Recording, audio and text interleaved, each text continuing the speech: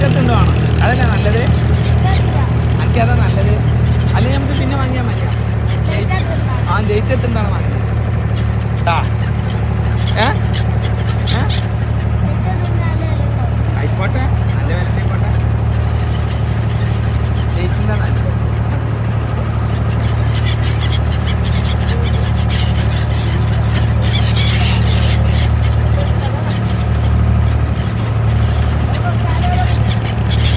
അതൊന്നും ഇരിക്കാനും പറ്റില്ല.